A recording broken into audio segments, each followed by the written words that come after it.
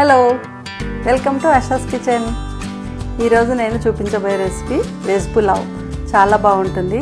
మన లంచ్లో తినడానికి, పిల్లలకి బాక్సులు పెట్టడానికి, ఆఫీసులకి వెళ్ళే వాళ్ళకు లంచ్ బాక్సులు పెట్టడానికి చాలా బాగుంటుంది. ఒకసారి ఎలా చేద్దామో చూద్దాం. వెజ్ పులావ్కి కావాల్సిన ఇంగ్రీడియంట్స్: ముందుగా నేను 2 గ్లాసెస్ బాస్మతి రైస్ తీసుకున్నాను. నార్మల్ రైస్తో, రెగ్యులర్ రైస్తో కూడా వండుకోవచ్చు. నేను బాస్మతి రైస్ తీసుకున్నాను. ఒక ఆలు ఈ సైజు కట్ చేసుకున్నాను. క్యారెట్ 2 క్యారెట్స్ తీసుకున్నాను. అల్లం వెల్లుల్లి పేస్ట్, ఒక ఆనియన్ ఇలా స్లైసెస్గా కట్ చేసుకోవాలి. బీన్స్ చిన్న చిన్నగా కట్ చేసుకోవాలి. పచ్చి బఠానీ, సాల్ట్, కొద్దిగా నెయ్యి తీసుకున్నాను. నెయ్యి ఇష్టం లేని వాళ్ళు స్కిప్ చేయండి. నేను కొద్దిగా నెయ్యి వేస్తే చాలా టేస్టీగా ఉంటుంది, అందుకే నెయ్యి తీసుకున్నాను. ఇష్టం లేని వాళ్ళు స్కిప్ చేయొచ్చు. కొద్దిగా కొత్తిమీర, 4 పచ్చిమిర్చి, ఒక లెమన్, గరం మసాలా, ఇది జీలకర్ర. నేను కుక్కర్లో చేస్తున్నాను. గిన్నె పెట్టుకునే వాళ్ళు గిన్నె పెట్టుకోండి. నేను కుక్కర్లో చేస్తున్నాను. ఇలా మందపాటి గిన్నె పెట్టుకోవాలి, లేదా ఒక కుక్కర్లో తీసుకోండి. కొద్దిగా ఆయిల్ వేసుకుంటున్నాను నేను. ఆయిల్ హీట్ అయింది. ఇప్పుడు మొత్తం గరం మసాలా వేసేసుకుందాం. ముందు జీలకర్ర, కొద్దిగా జీలకర్ర వేసుకుంటున్నాను.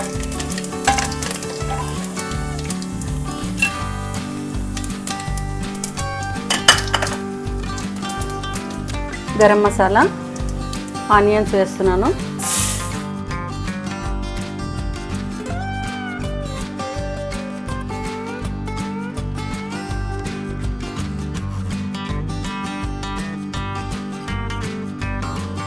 ఆనియన్స్ గోల్డెన్ బ్రౌన్ కలర్ రావాలి. ఆనియన్స్ ఇలా బ్రౌన్ అయ్యాక, గోల్డెన్ బ్రౌన్ వచ్చినాయి కదా, ఇప్పుడు అల్లం వెల్లుల్లి పేస్ట్,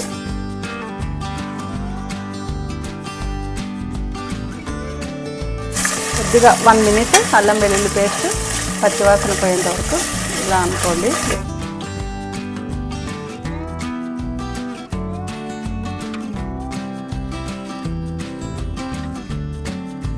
వన్ మినిట్ తర్వాత నేను అన్ని మన దగ్గర ఉన్న వెజిటబుల్స్ మొత్తం వేస్తున్నాను. క్యారెట్, బీన్స్, ఆలు, పీస్, బఠానీ, పచ్చి బఠానీ మొత్తం వేసేసుకొని, పచ్చిమిర్చి కూడా వేస్తున్నాను. ఇలా మొత్తం కలిపేస్తున్నాం. వెజిటబుల్స్ మొత్తం ఇలా కలిపేస్తున్నామండి.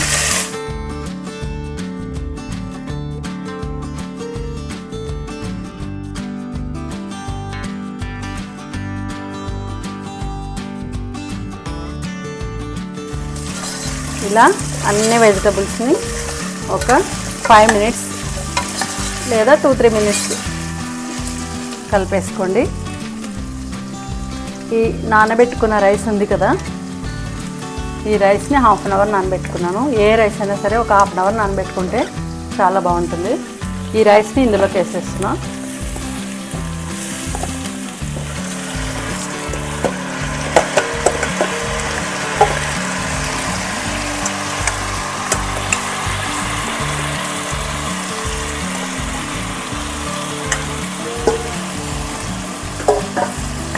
రైస్ వేసేసుకొని 1 నిమిషం ఇలా కలుపుకోండి.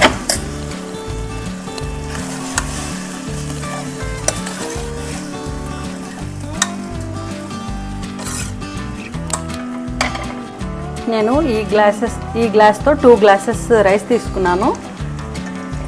3 గ్లాసెస్ వాటర్ వేస్తున్నాను నేను.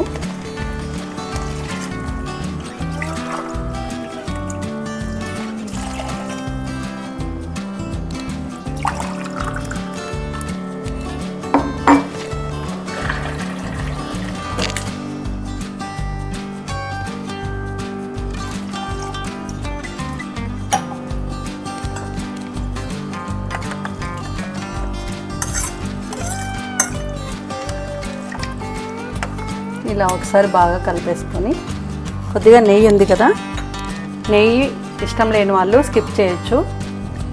మా ఇంట్లో నెయ్యి బాగా తింటారు, అందుకని నెయ్యి వేస్తున్నాను నేను.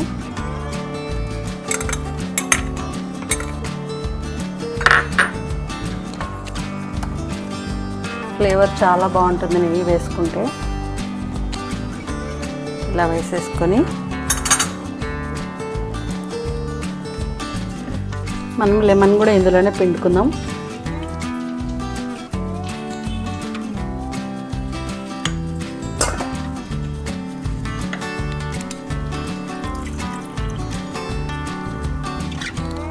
లెమన్ వేసుకోవడం వల్ల అన్నం మెత్తబడకుండా ఉంటుంది. కొద్దిగా కొత్తిమీర వేసుకున్నాము, అంతే.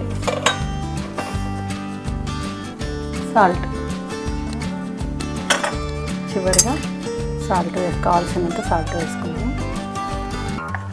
సాల్ట్ చూసుకొని వేసుకోండి.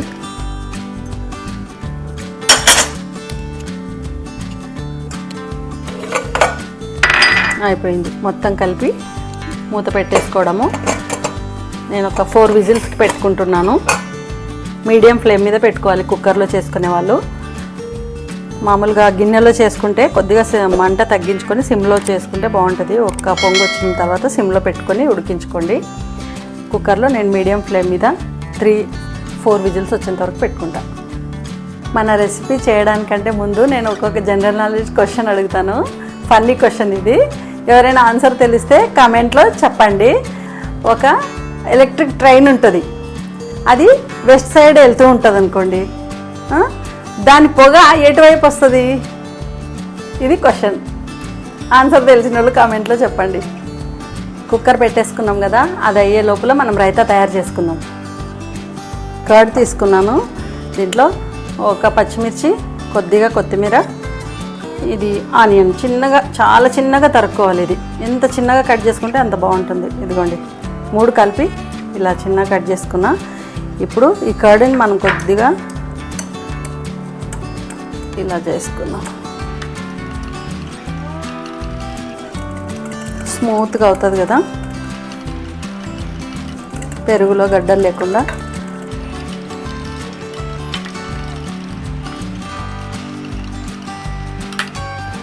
చూడండి ఎంత స్మూత్గా అయిందో. ఇప్పుడు వీటిని వేసేసుకున్నాం.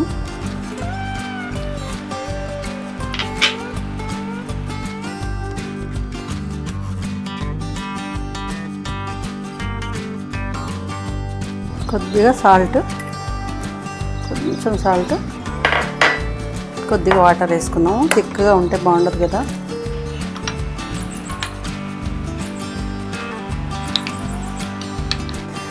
రైతా థిక్గా ఉన్నా బాగుండదు, మరీ లూజ్గా ఉన్నా కూడా బాగుండదు. ఇదిగోండి ఇలా ఉంటే సరిపోతుంది. చూడండి ఎంత బాగుందో రైతా. మన వెజ్ పులావ్ రెడీ అయిపోయింది. చూద్దాం ఎలా ఉందో.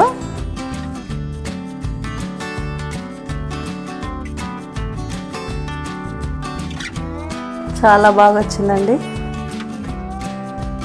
చాలా బాగా వచ్చింది. చూడండి రైస్ కూడా మళ్ళీ పొడి పొడి వెళ్ళక మెత్తబడకుండా చాలా బాగా వచ్చింది. మనం ప్లేట్లో తీసుకుందాం.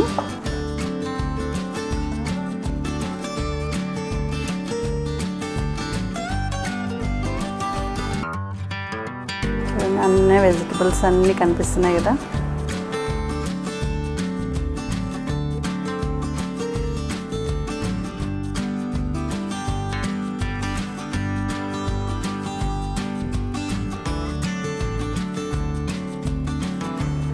చూడండి ఆలు మొత్తం అన్నీ మెత్తగా ఉడికిపోయినాయి. బఠానీ అన్నీ చాలా బాగా ఉడికినాయి. చాలా బాగా వచ్చిందండి. అన్నం కూడా మరీ పొడి పొడిగా కాకుండా మరీ మెత్తబడకుండా కరెక్ట్గా సరిపోయింది. ఇప్పుడు రైతాతో సర్వ్ చేయడమే. చూడండి వెజిటబుల్స్ అన్నీ బాగా మెత్తగా ఉడికిపోయినాయి. ఇప్పుడు కొద్దిగా గార్నిష్ చేసుకున్నాం కొత్తిమీరతో.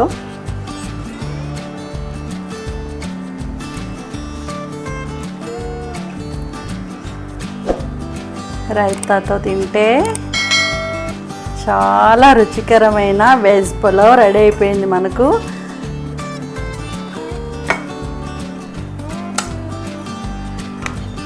రైతాతో కలిపి తింటే అమోఘంగా ఉంటుంది. నేను చెప్పిన విధంగా చేసుకోండి. చూసారు కదండి మన వెజ్ పులావ్ ఎంత బాగా చేసుకోవచ్చో. చాలా రుచికరమైన వెజ్ పులావ్ చూపించాను మీకు. ఈ వీడియో మీకు నచ్చినట్లయితే like, share, subscribe. Thank you.